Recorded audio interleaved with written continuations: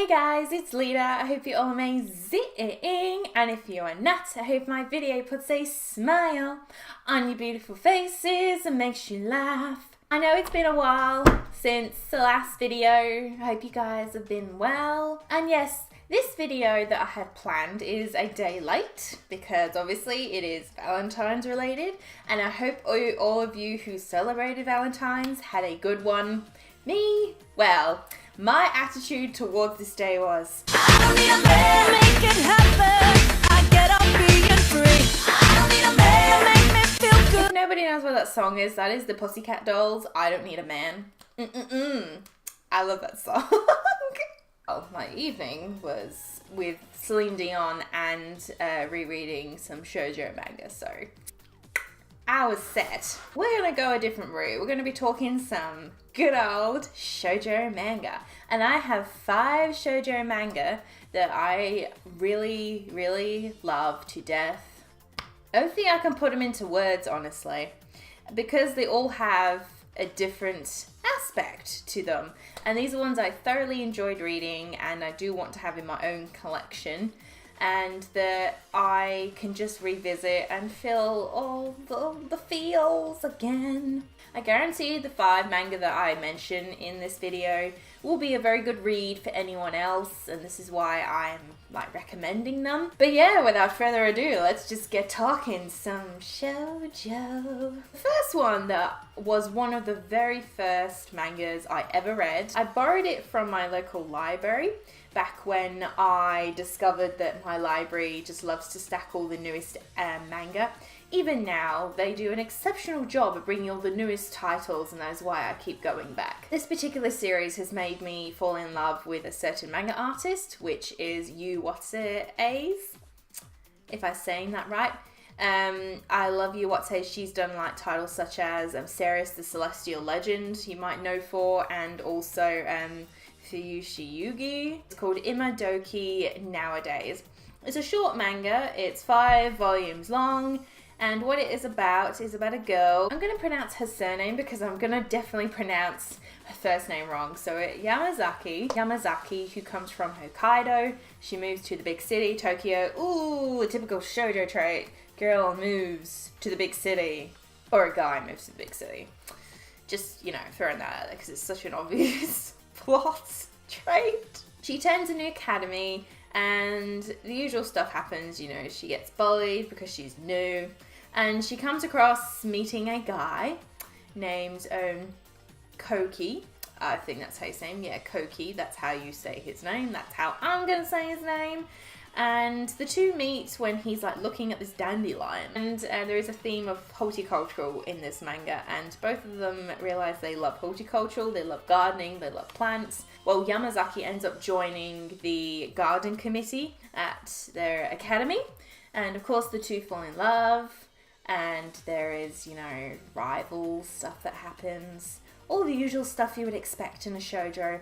And I just love how they end up coming together. Rivetingly, anticipatingly. Oh wait, it's only 5 volumes long, but really didn't take long for this manga to really just grip me. It's definitely something you can read before bed. And I finally have the whole collection for myself. I finally have all of it. Mostly what I love about the manga is the 2 main characters, but especially Yamazaki. She's very optimistic, and she doesn't take crap from anybody, and she says what's on her mind, and I really do, makes me feel sorry for her character when she ends up getting bullied or people are picking on her, get out of the garden committee club, and it made me feel really bad for her. And I mean, the guy, I thought, Koki, he's a little bit naive, but in the end, he finally, opens up his eyes. Really sweet story for you to definitely delve into. Definitely check out Madoka Nowadays. The next one I have to recommend you guys is a more mature one, and very from a realistic aspect, and that is called Happy Marriage. Happy Marriage is 10 volumes long, so it's a longish one, and it is by Maki and Joey. And they're not a very popular manga author. They've only done about 7 or 8 more titles. The last one they did was in 2014, then they've kind of just gone dead. I find that with some of the manga authors, they kind of just end up going a bit, dead. Happy Marriage is about a girl, Chaiwa. I think that's how you say her name. Name spelled like Chiwa.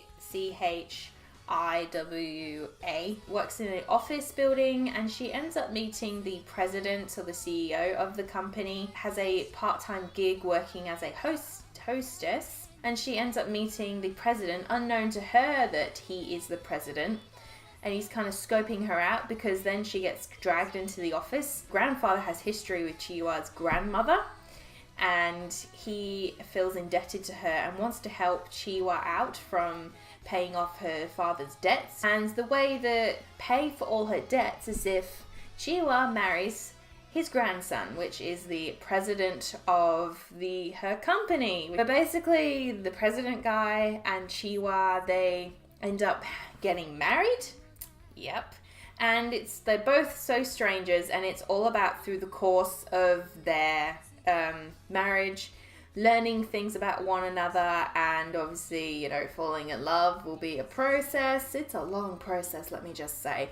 And I really love this manga. It's one of my absolute favorites. I'm actually currently rereading it right now, because actually I was rereading it last night. I don't have all the volumes for myself yet, but I do want to. I do want to have in my collection. It really takes the aspect of like the viewpoint of an arranged marriage with someone, the feelings that maybe someone would have that's going through a situation like that, and that it is very up and down. And I love that it's so real in that aspect, that Chiwa at first, completely hates him. And, the two have a lot to learn about each other. They're not both perfect. It's really well paced in terms of how they end up, coming to getting along, to then progressing with feelings. And then we get to, what the name of this manga is, Happy Marriage. Of course, you're going to end up hating Hotoko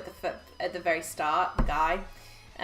He's, typical, kind of little bit cold, a little bit jerky, but he's not overly as bad as some male protagonists that I've come across in some certain shoujos before. He's like tame level. And Chiwa isn't exactly a complete ditz.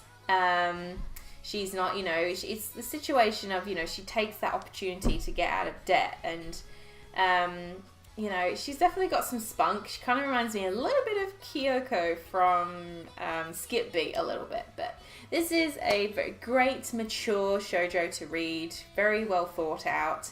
And a really nice take on marriage, especially arranged marriage. So it's a really good read, and I love it. The next one I have to recommend to you is actually not a manga. It is a manhwa. And if you don't know what a manhwa is, it's basically like a webtoon, a Korean web comic, or is a Korean comic. And I read this one last year, I believe, or the year before, and I totally fell in love with it. This is the first webtoon I've ever read, or Korean webcomic, and it's called The Untouchables. This one is a vampire romance. So I haven't read a vampire romance kind of shoujo story for a long time, not since Midnight Secretary, which, yeah, that's a bit of josei and smut. The Untouchables is about a girl named Sia, and she is this modern day vampire where instead of sucking people's blood, absorbs the energy of humans to survive. So it's not any bloodthirsty, gory stuff. This is a very modern take on a vampire. And then she ends up having a 1 in a million chance of feeling this pull towards a certain human, and that is Jiho. And Jiho is a germophobia. They both have got obstacles where Sia is this modern day vampire, obviously telling him. And Jiho, really, of him being a germophobia, it's about him getting over, obviously, his germophobia, letting people touch him, trying new things, not becoming obsessive if someone's, held the same door handle. It's a great vampire romance story. Really gets in deep with both these protagonists. I really ended up feeling both something for them, especially Jiho. He overcomes a lot during this course of story. He's never liked anyone, he's never touched anyone, and I really like the aspect about somebody that's got that kind of phobia. When I was reading it, it really gave me an understanding of what it's like for someone that's, you know, got a condition like with germophobia. Both these protagonists, Sia and Jiho, are really, really sweet, and I was totally rooting for them all the way while I was reading this. And of course, there's some hurdles. I'm not going to say what hurdles, but it's definitely worth your time, this webcomic. I highly recommend checking out webtoons. Not a lot of people check them out or don't feel like they've got a lot to offer, which I totally disagree. They are so unique in their own way. I will put a link down below to the webtoon.com website. You can read the Untouchables for free, and there's a whole bunch of other webtoons that you can read for free. I use the app like crazy, I do. If I feel like reading something that's not manga. So definitely check out the webtoon, The Untouchables. The next one I have to recommend you is a really sweet one. It is, and I wasn't expecting to like it as much as I did. It is called The Daytime Shooting Star, and funnily enough, this manga title got a movie last year that came out, so I was not expecting that. And this is about 12 volumes long from what I remember. Set in a school setting, so high school love. Ooh, but there's a twist. Suzume moves to Tokyo with her uncle. She ends up, well, having a thing for one of her uncle's, friends, which is her homeroom teacher. Ooh. What I really loved about this manga was, you're not going to get any forbidden love with a teacher. Suzume is very kind of, not ditzy, but she's very naive and, she's very innocent, and, she's not sure what to do with her feelings for a homeroom teacher, and he's not that much older than her, I believe, in the story. And the two end up becoming, close, they do. And there's conflict, and then she ends up befriending a guy named Mamura, who is so sweet. He's very alienated, very antisocial type, and the two sort of get along together. What I loved is it made me think about when I was in high school, and I've had a thing for a couple of teachers, like a mini crush, and also it was about Suzume's first high school year it was, so it's about all the things you experience in high school, and learning about friends, learning about liking people, what it means to be with somebody. Those aspects is what I really loved about this manga, and I totally recommend you go read it. Trust me, I nearly thought the ending was going to end bad. It really got to a point, I'll say, when I thought, oh my god, this is going to end on a bad note. To me, I'm thinking, no, this cannot end the way it was about to I thought it was going to end.